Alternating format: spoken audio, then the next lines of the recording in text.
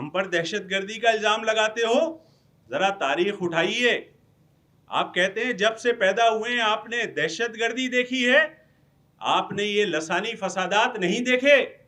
آپ نے Lyari gang war کے دہشت گردوں کے ساتھ اپنے بڑوں کی تصاویر نہیں دیکھی؟ کون کرتا تھا یہ؟ آپ کے وزراء بیانات دیتے تھے کہ لاکھوں لائسنس اسلحے کے لائسنس دیے ہیں آپ لیاری گینگ وار کو.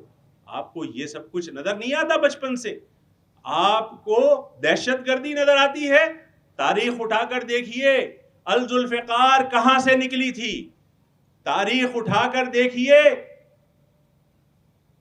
کہ آئل ٹرمینلز پر کس نے راکٹ برسائے تھے. تاریخ اٹھا کر دیکھیے کہ پی آئی اے کے جہاز کو کس نے اغوا کیا تھا. تاریخ اٹھا کر دیکھیے. تاریخ اٹھا کر دیکھیے کہ انڈیا کو کس نے لسٹیں فراہم کی تھیں. تاریخ اٹھا کر دیکھیے کہ کس نے دعوے کیے تھے کہ انڈیا کے ٹینکوں پر بیٹھ کر پاکستان آئیں گے. تاریخ پڑھیے پھر آپ کو پتہ لگے گا کہ تاریخ کیا ہے.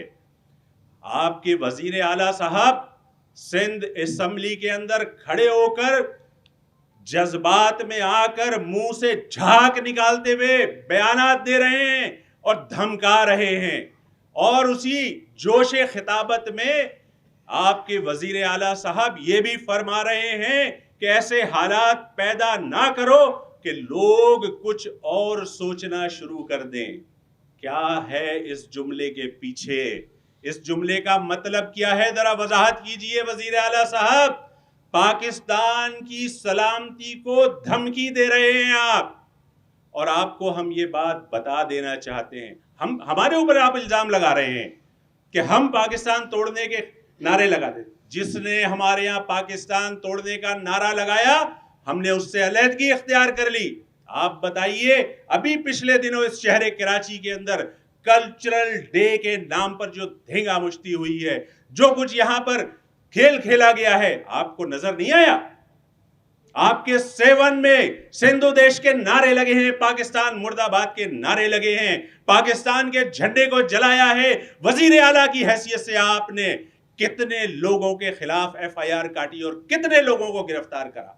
اسی شہر کے اندر 10-10 20-20 کی ٹولیوں میں لوگ شہر میں دندناتے پھر رہے تھے اور پاکستان کے خلاف نعرے لگا رہے تھے. آپ محب وطن ہیں؟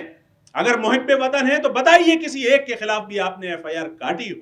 ہم ریاست سے بھی یہ درخواست کرتے ہیں کہ اس بیان کا نوٹس لیا جائے کہ انہوں نے پاکستان کو دھمکی دی ہے کہ کچھ اور سوچنے پر مجبور نہ ہو جائیں. کیا سوچنا چاہتے ہیں؟ یہی نا جو آپ نے ابھی پورے شہر کراچی اور پورے سندھ کے اندر جگہ جگہ سندھو دیش کے نعرے لگوائیں، یہی چاہتے ہیں؟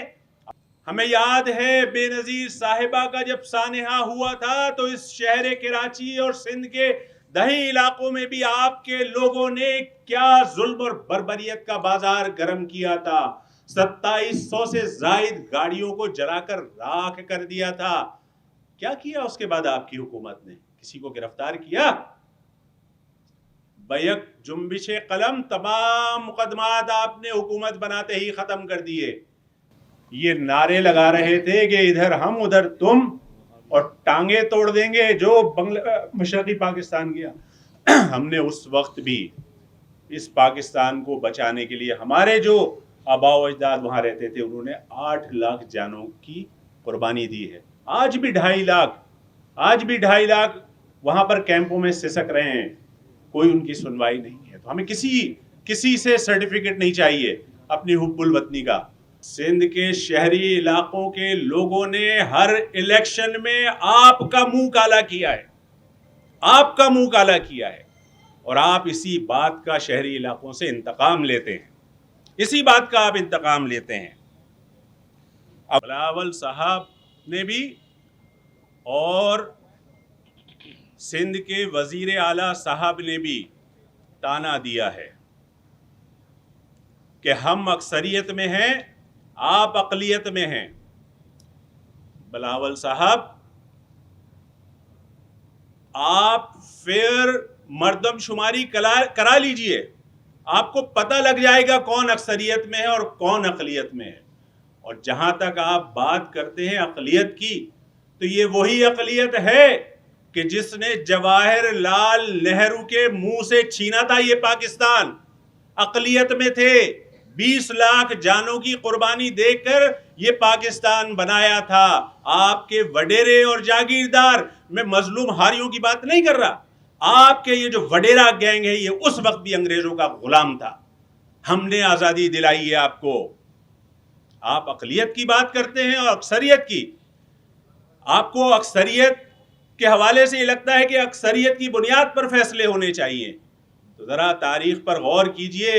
مشرقی پاکستان میں اکثریت تھی شیخ مجیب کے پاس، اس وقت آپ کے بڑوں نے اس اکثریت کو کیوں نہیں تسلیم کیا؟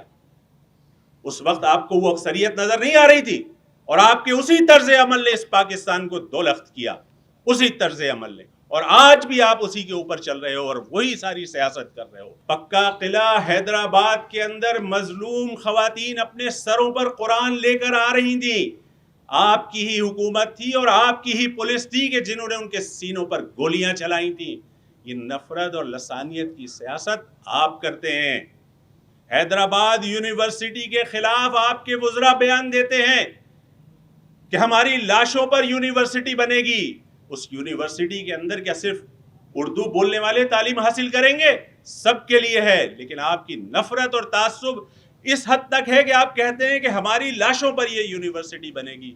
یاد کیجئے نصیر اللہ بابر آپ کے ہی وزیر داخلہ تھے، کس طرح مہاجر نوجوانوں کو ماورائے عدالت قتل کر کے ان کے سینوں کے اوپر کھڑے ہو کر تصویریں بنوائی ہیں انہوں نے۔ یہ نفرت اور تعصب نہیں ہے تو اور کیا ہے؟